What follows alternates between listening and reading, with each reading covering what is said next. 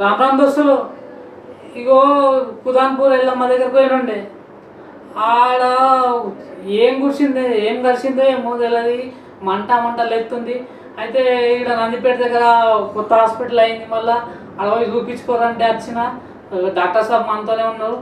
Ram Ram doctor sir. పేరేంటి కొద్దిగా అడ్డు? నా పేరు గీతేష్ అండి. గీతేష్. ఏం లేదే, ఇప్పుడు ఆడ కుదాన్పూర్కి వెళ్ళి ఉండే, ఆడ కొద్దిగా పురుగు పూసి ఎక్కువ ఉంటుంది కదా, కొద్దిగా పాములు కూడా కనబడ్డాయి.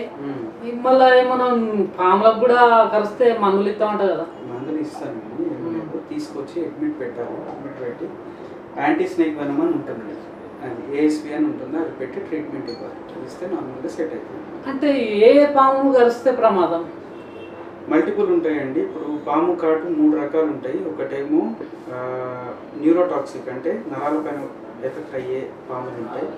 రెండోదేమో మయోటాక్సిక్, అంటే కండరాల పైన ఎఫెక్ట్ చేసే పాములు ఉంటాయి. మూడోది బ్లడ్ని గడ్డగట్టించి అది విషంగా మారి చంపేసే పాములు ఉంటాయి.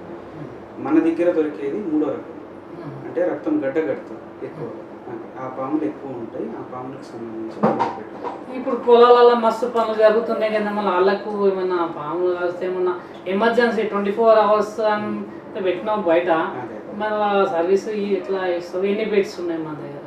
బెడ్స్ వచ్చి 12 దాకా ఉన్నాయండి. ఇంకొకటి ఏంటి అంటే పొలాల్లో 90-95% వరకు మొత్తం అన్ని పాములు మెజారిటీ విషం ఉండవు, కానీ కంగారు ఉంటుంది జనం. విషం ఉండవు ఇక్కడ. విషం ఉండేవి సపరేట్. ఒకవేళ అవి విషం ఉన్నా తొందరగా తీసుకొస్తే క్లారిటీగా ఏర్పడుతుంది. ఏంటి ఇలా ట్రీట్మెంట్ కూడా ముందు తీసుకుంటే ప్రాణం ఇబ్బంది ఉండదు. అంటే కాటయంగానే తొందరగా తీసుకొస్తే మీరేంటంటే ప్రాణాన్ని కాపాడేందుకు ట్రై మ్యాక్సిమం ఛాన్సెస్ ఉంటాయి, సర్వైవల్ ఛాన్సెస్. అయితే లేదు సార్, మీరు ఏం చదివారు ఏం కదా, దాదాపుగా నేను బయట బోర్డు చూసిన. ఇప్పుడు ఏదో పెరాలసిస్ వచ్చిన వాళ్ళకి చూస్తూ అంటారు, మళ్ళీ ఇంకా వేరే డిఫరెంట్ ఉన్నాయి. అలా ఏ వైద్యం చేస్తారు? మళ్ళీ ఇక్కడ వచ్చి ఏం వైద్యం చేసుకోవచ్చు? నేను చదివిందేమో మెడిసిన్ అండి. మెడిసిన్ అంటే ఎండి జనరల్ మెడిసిన్. అక్కడ బయట వేరే దేశంలో చదువుకుని వచ్చాను. ఏ దేశం? యుక్రెయిన్. ఇప్పుడు మొన్న మధ్య యుద్ధాలు జరిగినాయి, ఆ దేశంలో చదువుకుని వచ్చాను. వచ్చి ఇక్కడ ఎగ్జామ్ ఉంటుంది, అది పాస్ అయిన తర్వాత ఉస్మానియాలో ఇంటర్న్షిప్ చేసి బయటకు వచ్చాను. అయితే ఇప్పుడు ఏ రకాల వైద్యం చేస్తాం ఇక్కడ? అన్నీ అండి. జనరల్ ఫిజిషియన్ అని వస్తుంది. జనరల్ ఫిజిషియన్ అంటే ఏ రోగం ఉన్నా అన్ని ట్రీట్ చేయగలగాలి. ఒకటని కాదు, పక్షవాతం ఉన్నా ఏ అవస్థ ఉన్నా అందులో వస్తారు. ఇక్కడ కూడా అవ్వకపోతే అప్పుడు వాళ్ళని వేరే దగ్గరికి పంపాలి. అంటే బ్రెయిన్కి సంబంధించి ఉంటే న్యూరాలజీ, కిడ్నీకి సంబంధించి నెఫ్రాలజీ, అట్లా డిపార్ట్మెంట్స్కి పంపాలి. అది తర్వాత మొత్తం అందరూ కరెక్టివ్గా వచ్చేది మాత్రం జనరల్ ఫిజిషియన్ దగ్గరికి వస్తారు. దీని తర్వాత వేరే వాళ్ళ దగ్గరికి ప్రాథమిక మెయిన్. అంటే ఇప్పుడు మస్తు ఏంటంటే పెరాలసిస్ ఎక్కువ మంది కట్టున్నది. ఎందుకే పెరాలసిస్ ఎక్కువ అంటే, ఒకటి రక్తం చిక్కబడే ఇవి ఉంటాయి కదా ఫుడ్, అవి ఎక్కువ తినడం వల్ల అవుతుంది. ఎట్లా అంటే పొప్పడి పండు వయసు మీద పడ్డవాడు తినదు అని తింటారు. తింటే రక్తం చిక్కబడుతుంది, గడ్డగట్టే ఛాన్స్ పెరుగుతాయి, పక్షవాతం ఎక్కువ వస్తుంది.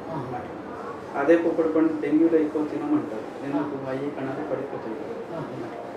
పర్సన్ బట్టి మారుతూ ఉంటాయి, కలుస్తూ ఉంటాయి. వయసు బట్టి కూడా కొన్ని తినాలి, కొన్ని వదిలేయాలి.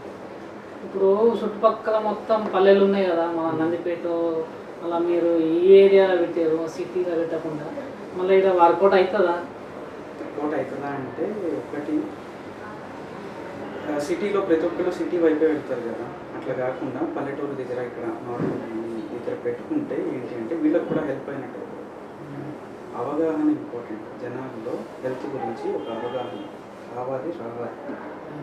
అది కలగజేయడానికి మ్యాక్సిమం ఇట్లా ఈ ఏరియాస్లో పెడితేనే సరే. అయితే 1వ తారీఖుకి మీ డాక్టర్ల దినోత్సవం ఉందంట కదా, అయితే మీ డాక్టర్లకు ఏమన్నా శుభాకాంక్షలు ఏమన్నా తెలుపుతావా సార్?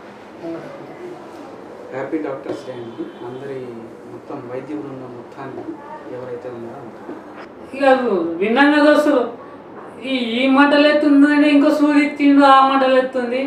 ఇక ఏం చేద్దాం? ఇక మీరు కూడా ఏమన్నా ఏదంతా విషయం పురుగులు ఏమైనా కరిచినా చేసినా తొందరగా హాస్పిటల్కి వచ్చేసి ఇక్కడ ఫోన్ నెంబర్ మనం డిస్ప్లే కింద ఇస్తాం, మన హాస్పిటల్ది మొత్తం. ఖచ్చితంగా ఎవరైతే ఉన్నారో ముందు జాగ్రత్త తీసుకోవాలని చెప్పేసి సార్ చెప్తున్నారు. ఎవరైతే ఆరోగ్యం ఉంటారో వాళ్ళే లక్షాధికారి వాళ్ళు అంటున్నారు సార్. చూస్తూనే ఉండండి చక్కని టీవీ.